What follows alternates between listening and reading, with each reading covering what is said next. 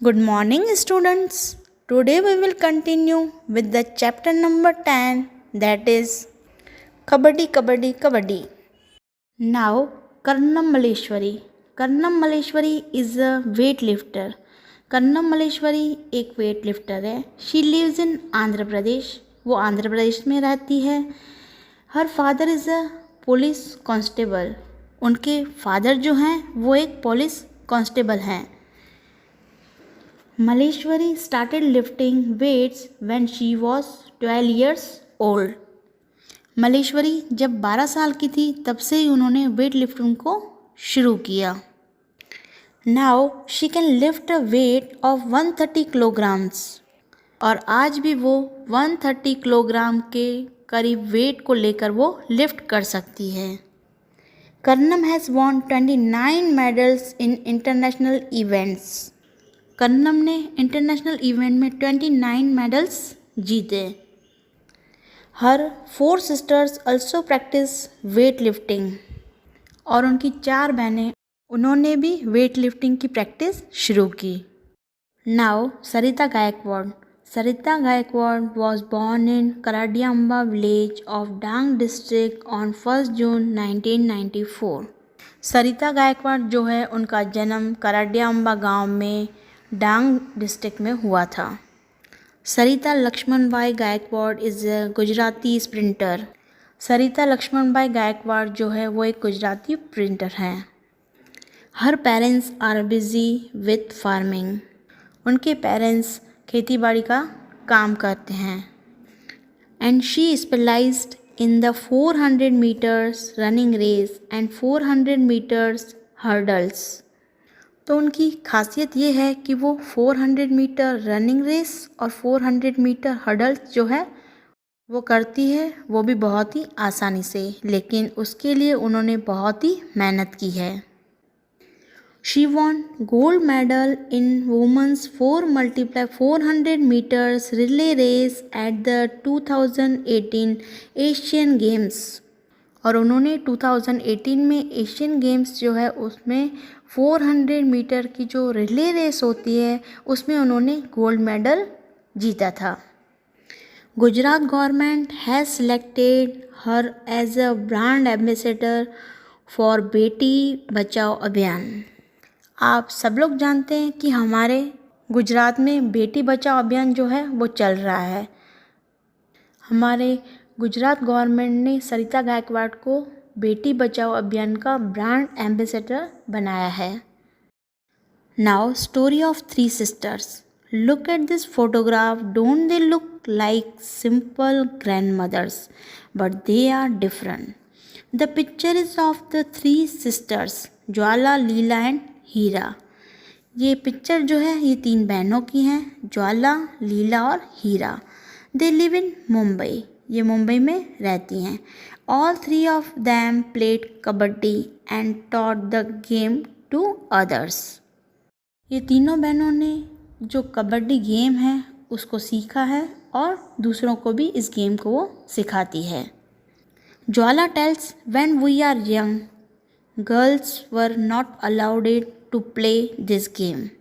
अब ज्वाला बता रही है कि जब हम लोग यंग थे तो उस समय हम लड़कियों को ये गेम खेलने की परमिशन नहीं होती थी.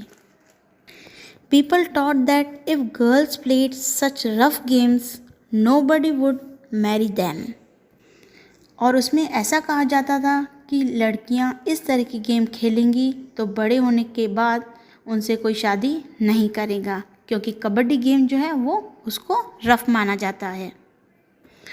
They also said that the girls had to wear boys' clothes to play kabaddi. और ये बात भी सही है कि कबड्डी जो गेम है उसमें जो प्लेयर्स होते हैं उसमें उनको लड़कों के जैसे ही कपड़े पहनने पड़ते थे. तो उस समय में वो उनको अलाउ नहीं था. That is why they stop girls from playing.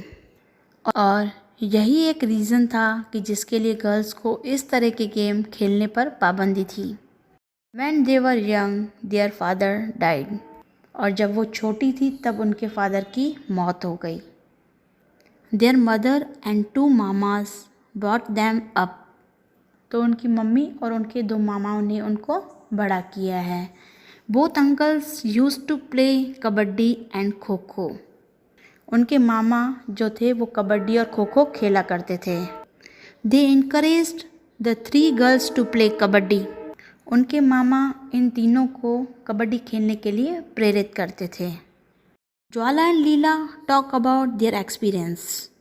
ज्वाला और लीला वो अपना एक्सपीरियंस बता रहे हैं।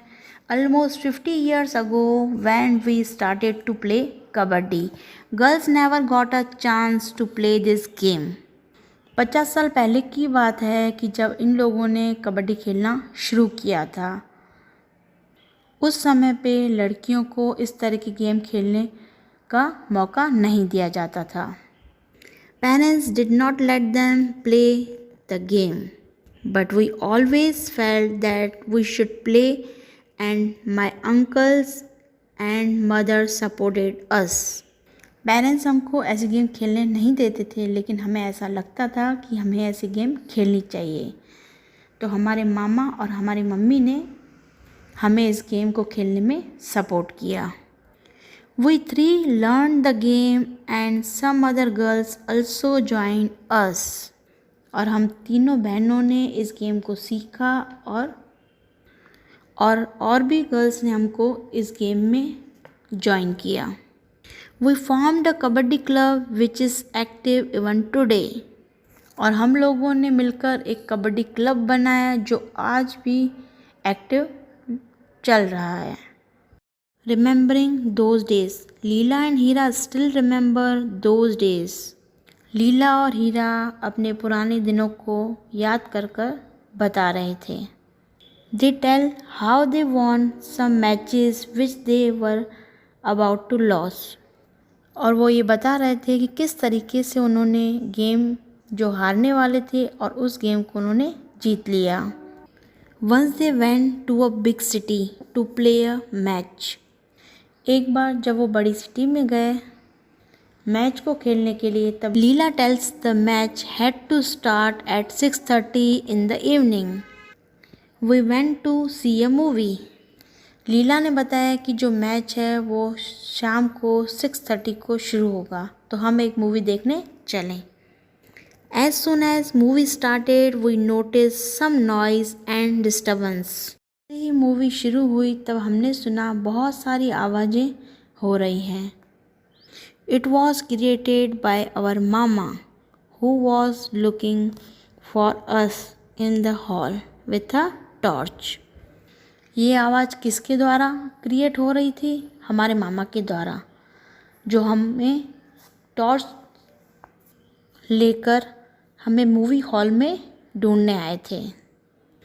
When he was found us, he gave us a big scolding. जैसे ही उन्होंने हमें देखा तो उन्होंने हमें बहुत ही ज़्यादा डांटा।